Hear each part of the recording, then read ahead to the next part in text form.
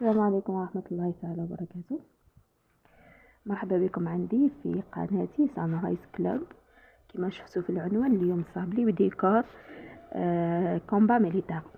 جاتني صاحبتي قالت لي نحتاج صابلي بالديكور تاعو يكون كومبا ميليتار. قلت لها نكون نجربوه ونشوفوا كيفاش يخرج.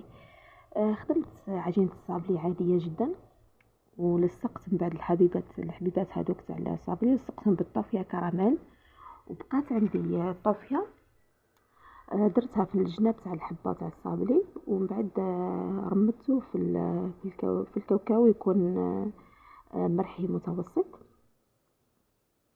كملت الكميه كامل ومن بعد رجعت للعجينه. عجينه بيضاء كنت استعنت في جوجل كيفاش راح نلونها باه نخرج الالوان اللي لقيتهم في الكومبا تاع الزوج تاعي. لقيت عنده الكومبا تاعو فيها الاخضر زيتي غامق، ولقيت عنده فيها هذاك القرانة والبني فاتح. وبعدها كي كملت هذاك الميلونج تاع الالوان خرجت الالوان اللي نسحقهم. جبت قسمت الدوائر هذوك، حبيت انه يكونوا متباعدين في الاعداد، يعني بازيت اكثر نقص من لون القرانة فونسي نقص فيه، وزودت اكثر الاخضر والباج كما تشوفوا. بعد درتهم دوائر كما راح نشوفوا حنايا. نعرفوا بلي في الكومبا ما فيهاش اشكال محدده، ما فيهاش يعني دوائر قد ولا مي انا كنت على بالي بلي كي راح نحلهم بالقنوط بالحلال راح يعطيو هذاك الشكل المائل اللي نلقاوه في الكومبا.